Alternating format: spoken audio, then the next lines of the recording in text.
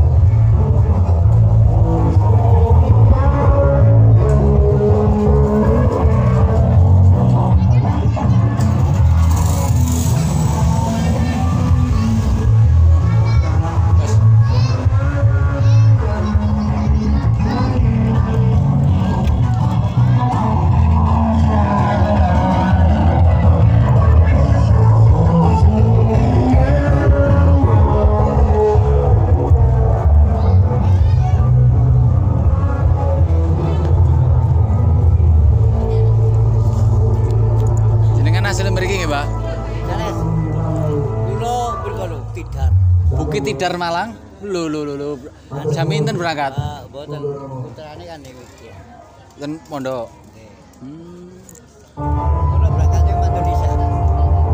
Oh berarti sempat lupet. Full nggih, ditutup jane iki. Ditutup munan. Full. Kok mlebet niku. Oh wingi. Anu napa niku? Napa kendaraane mergi ngarep. Anu kali sekolah mriki. Para guru kami terkhusus Semuanya Haji Bermaina, Dewan, Bupati, Bupabran, serta semua yang nggak bisa kami sebutkan satu-satu. Saya mewakili yang mulut jalan tiga. Maturnuwun. Terima kasih sebanyak-banyaknya sudah memberi kami tempat berkumpul atau wadah untuk kami mengenal dan mengenang.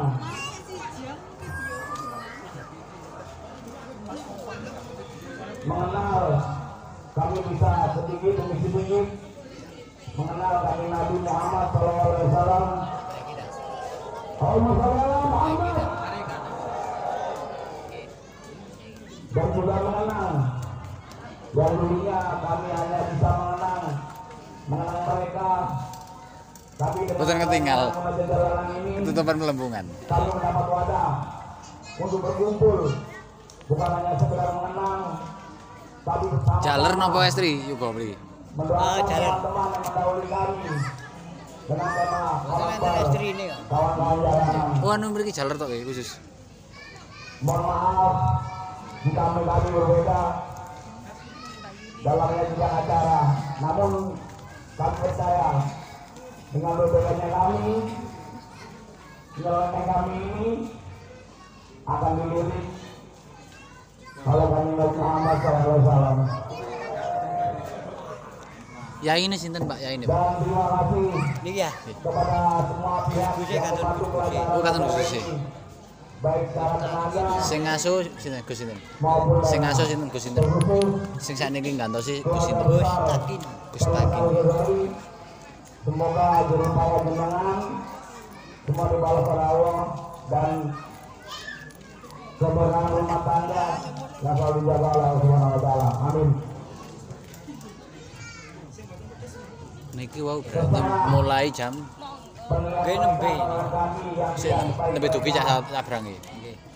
Tetapi ketahuilah Sampeyan pundi? bahwa kami Kula malah sedampit to lah. duduk bersama Nggih. di antara orang-orang alim. Pak Baikil, salam tidak terlibat. Wassalamualaikum warahmatullahi wabarakatuh. Masa rencangi. Kali tok. Tiang kali. Sepedaan berarti. Nggih. Cari kok dari Kerawu. Lah nggih.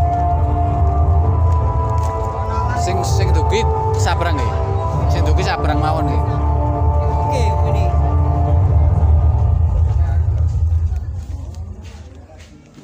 Tiada kabar ketika pertemuan, tiada kita tanpa persembahan. Kok anu kok pacaran mriku ya? Kok pacaran mriku mboten? Niku lho kok oh wis. Pacaran mriku ya. Assalamualaikum warahmatullahi. Selamat datang dan bertemu kembali keluarga besar menghadap jalanan. Selanjutnya untuk kakak kami, guru kami, sahabat kami, keluarga kami, panjenenganipun Mas Sabrang Damar Mawasanulung untuk bisa menyambut dan membahagiakan kami di sini.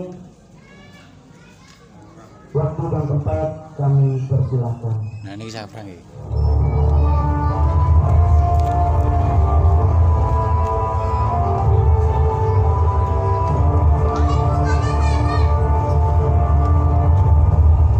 Sallallahu alaihi Muhammad.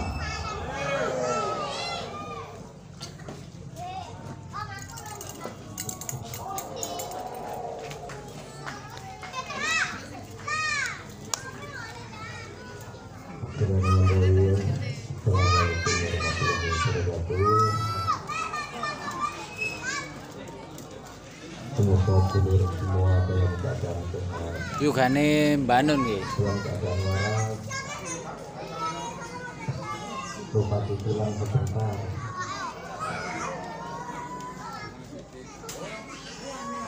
Daripada itu saya agak gatel sedikit seperti panggil Gus, monggo saya lagi belajar. Itu loh, Gus. Mudah-mudahan. Terima kasih, Gus. Semoga kesempatan itu lagi. Tugas saya di sini nggak ngobrol gitu.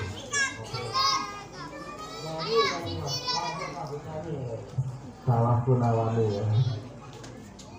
Oke. Gue nyanyi deh. Kalau sekarang YouTube mungkin guys nyanyi sampai kerak ini.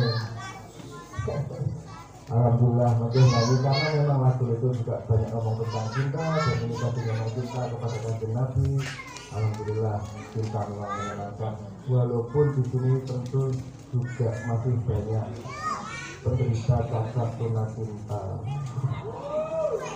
Cinta asmara. Ada yang masih jomblo juga. Ada yang sudah mati sedikit PDKT gitu ada. Ada yang masih awal. Ada. Orang yang ada.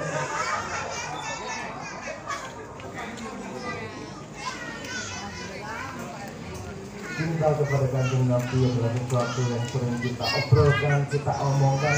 Mari sekarang kita bawa sedikit ke muka bumi. Maksudnya gini, yuk kita belajar dari kita yang kita alami kecil-kecil, terus bagaimana nanti kemudian bisa cinta kepada Kanjeng Nabi.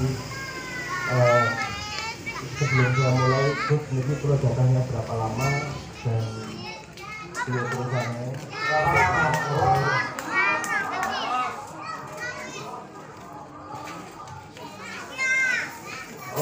Oke. Jadi kalau aku sih jadinya gini ragu ini pemeran pengganti. Enggak. Nunggu bintangnya teko lagi. Ini bintangnya besar itu. Nah, bintang gajil waktu. Kalau ngobrol dalam ya. Oke. Cinta, sekarang saya tanya kalau jomblo penderita cacat tuna asmara menolak ya, orang pengalaman cinta ya. Cintamu tidak tercapai, cintamu masih di kamar mandi, jadi belum berkembang. Di sini pernah menyatakan cinta kepada lawan ini. Pernah ditolak. Banyak penderita yang sama itu banyak aja. Aku pernah juga contoh dulu ya, diterima. Itu ada, pernah cinta yang diterima. Oke. Modelmu apa?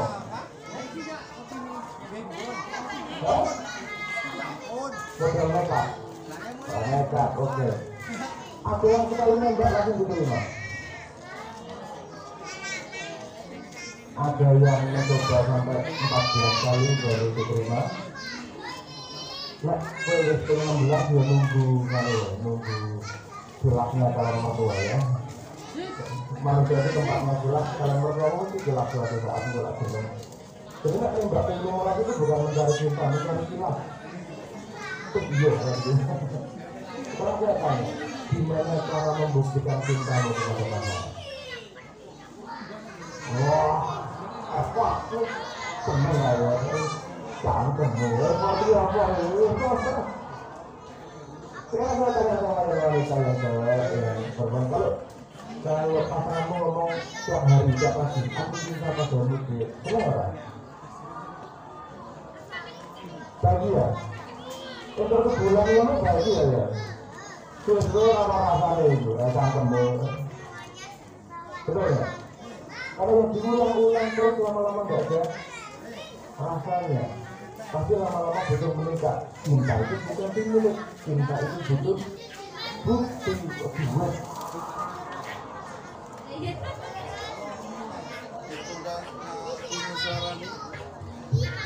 Super poin ya ini. Cinta butuh bukti. Tidak salah, tapi apa kita karena kalau cinta hanya butuh bukti, pas butuh kiri tak tinggal, kan enggak juga. Karena cinta, pembuktian kita ada macam-macam. Misalnya pagi-pagi kamu dibikinin sarapan sama suamimu, cinta enggak itu. Terus suaminya pulang kerja, istrinya nanya, Mas, capek mas, mau kopi? Enggak apa-apa, kamu juga capek. Enggak apa-apa mas, tak bikinin kopi aja. Ya, kopi bisa menunjukkan cinta, betul enggak?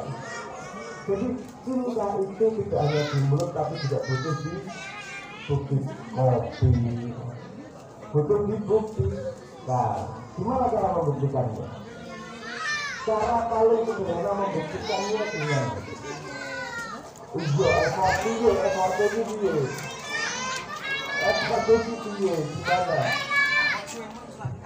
Kamu memperhatikan pasanganmu dan memenuhi apa yang dia harapkan, betul nggak? Pasanganmu senangnya satu, menunjukkan cinta kamu senangnya pecel. Bu, makan apa hari ini? Terserah Bu aja, yaudah sate Bu, karena kamu senang sate. Ya,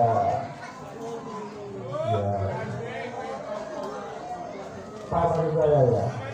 Jadi cinta itu tidak cukup di mulut, cinta harus dibuktikan. Seperti percaya itu nggak bisa dibuktikan. Saya percaya sama kamu, buktinya apa? Yo percaya, buktinya harus dengan aksi. Semua itu buktinya harus dengan aksi. Karena mulut itu harganya murah. Anda lihat di baliho sekarang akan banyak baliho itu banyak banget murah itu. Tapi harus ada bukti untuk menunjukkan cinta. Sekarang kita ngomong Kanjeng Nabi. Gimana kita bisa membuktikan cinta kepada Kanjeng Nabi? Apa buktinya? Ada yang sholawat, oke. Ada yang tato Kanjeng Nabi di punggung. Wah, kalau nanti arah-arah itu ada gedung nggak ekspresinya dong. Tetapi kalau mau itu salah, bebas. Orang membuktikan terserah. Mau orang membuktikan seperti apa? Pokoknya cara aku mencintai seperti ini. Tapi ada juga cara-cara yang sangat strategis. Karena Kanjeng Nabi menunjukkan sendiri bahwa yang diharapkan dari umatnya adalah hal-hal seperti itu. Contohnya tadi, sholat. Nggak ke sholat kira-kira membuktikan cinta sama Kanjeng Nabi ya? Tidak hanya urusan tentang dirimu, tapi urusan ini loh Kanjeng Nabi. Bukti cinta kula kalau jenengan, kula ngetuti perintah jenengan. Perintah itu jalan sing melewati jenengan. Saya sholat, saya puasa dan seterusnya. Tapi seperti di rumah juga, kalau hal yang sama dilakukan setiap saat, apa lama-lama juga enggak bosan. Karena ada kelas 1, kelas 2, kelas 3, gitu. Cara manten anyar tahun pertama, masalahnya berbeda cara yang rabi 10 tahun. Kalau manten anyar, yang jauh ini nangin. Nah manten anyar mungkin pagi-pagi, Dek, kamu cantik banget deh. Aku nggak kasih mas, masuk malu-malu. Nah mas kamu 15 tahun rabi. Dek, kamu cantik banget deh, kalau dengan apa? Butuh apa? Ngomong aja butuh, rasa ngerayu, butuh apa? Apakah dia tidak cinta? Cinta, cuma sudah levelnya berbeda. Dan gitu. Nah, kajian-kajian begini, saya tadi dikasih tahu di belakang, salah satu poinnya adalah bagaimana anak muda mulai tidak tekan nih kok. Tunjukin ini. Cinta anak muda kepada Kanjeng Nabi. Saya tanya sama beliau, parameter ekonomi, tolak ukurnya ekonomi. Agak susah juga. Cintanya seberapa karena setiap orang ekspresi cintanya berbeda. Mungkin kesopanannya berbeda. Tapi kalau mau lihat di dunia ini, jumlah pemeluk agama Islam meningkat pesat. Kira-kira itu apa? Oh, ya belum. Ya. Armatan dikit apa terus ini? Daripada aku ngomong lewat hutan dan nonton yang ada ya. Ayo tak cari nonton bisa ngobar. Apa tadi?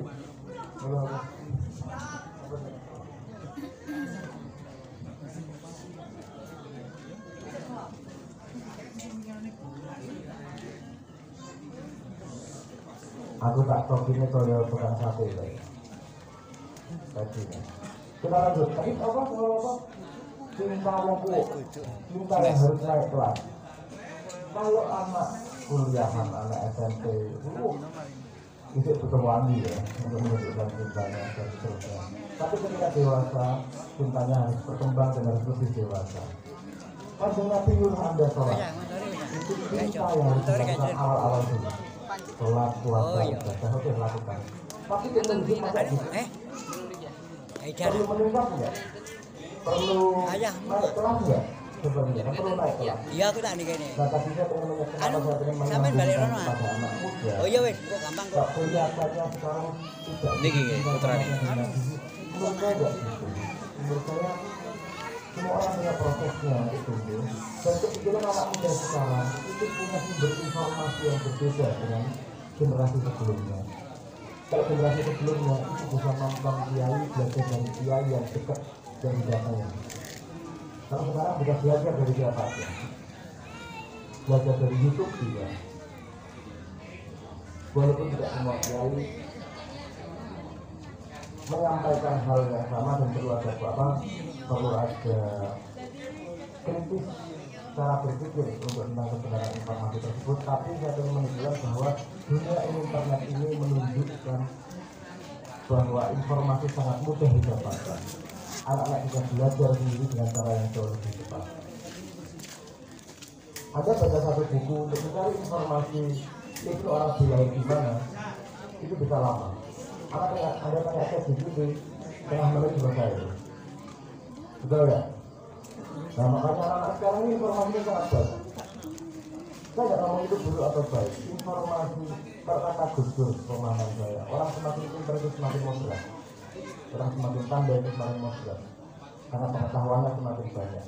Biasanya yang radikal itu biasanya karena memang kurang bulan, pengetahuannya tidak banyak. Nah anak-anak sekarang itu karena terekspos pada informasi yang sangat banyak, dia bisa bereksplorasi pikiran sendiri. Yang berbahaya kadang-kadang adalah tahu sedikit nyalain temennya, tahu sedikit nyalain temennya. Anda cuma tahu betul yang makan sate dianggap salah. Anda tahu sate yang makan itu dianggap salah. Ngoper idolan kan gitu.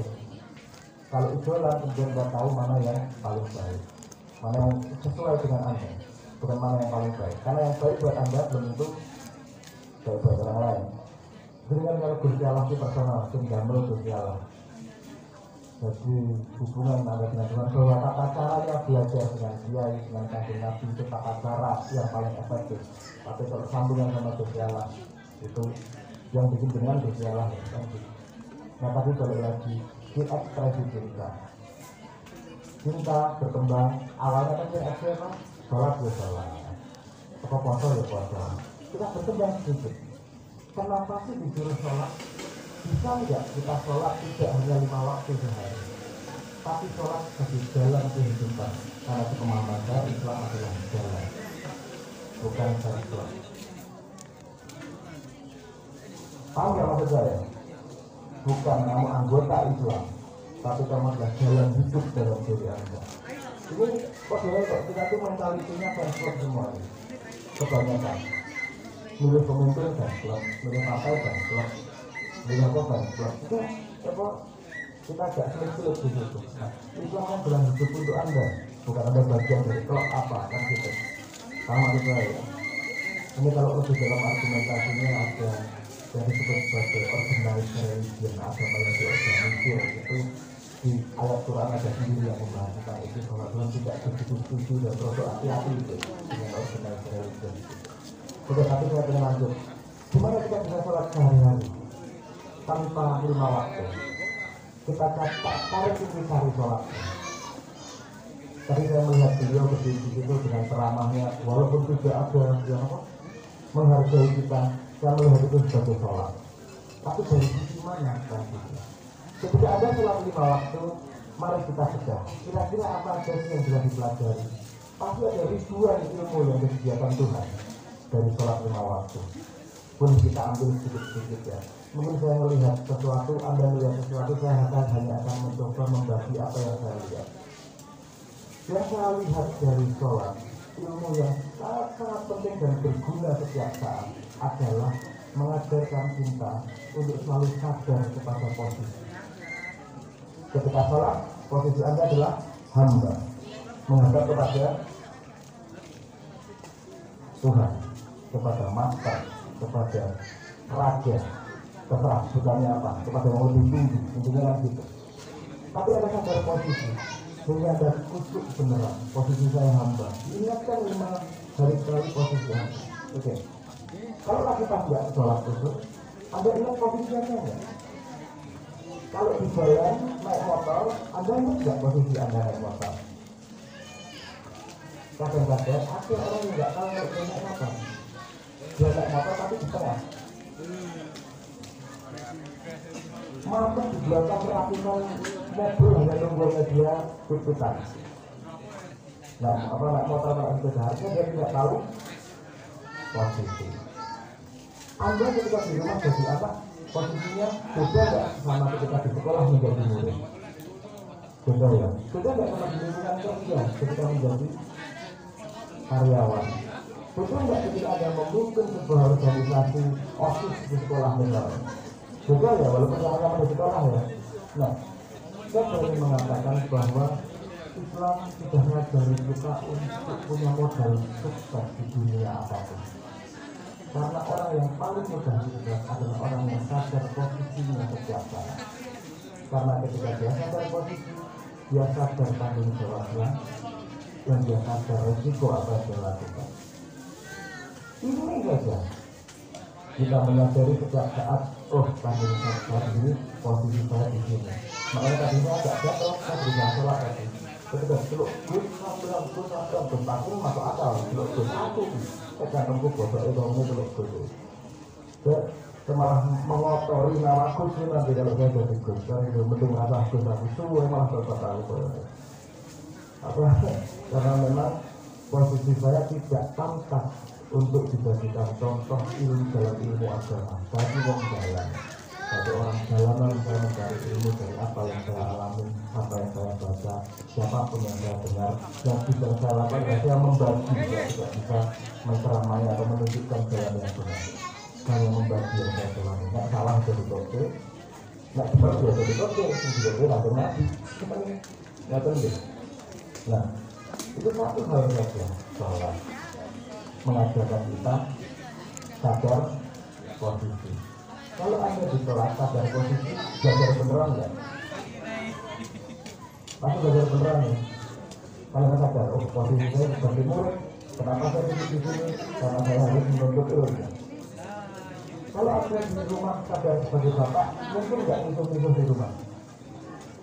Karena bapak sebagai kepala rumah tangga, orang yang ngisuh di dunia, itu adalah orang yang tidak sadar posisi, artinya dia tidak pernah sholat setelah dia itu, dan dia tidak sadar posisi.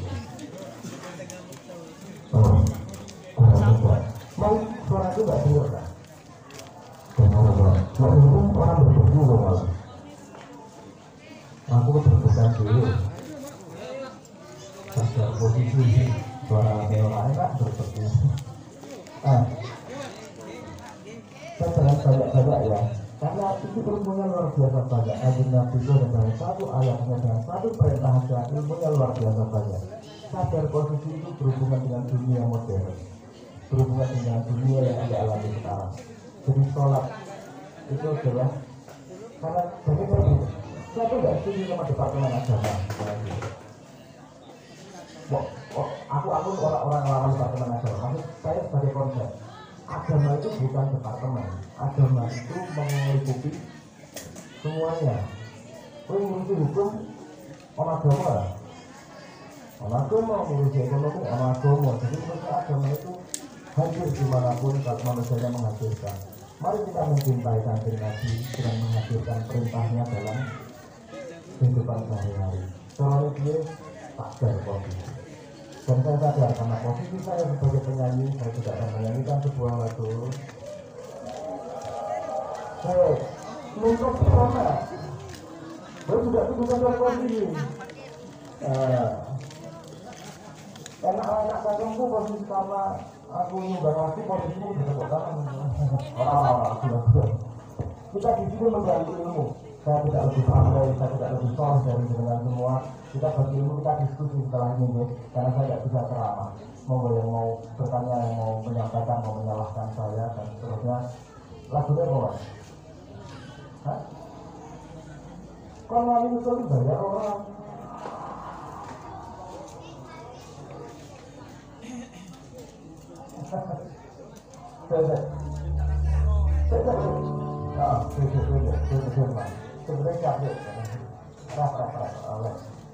Ada salah satu grup yang menyampaikan tadi saya bilang agama ini bebas. Kamu manggil sama ya, sama saya. Jadi ini saya tidak ingin, kenapa saya mengatakan bahwa agama itu bukan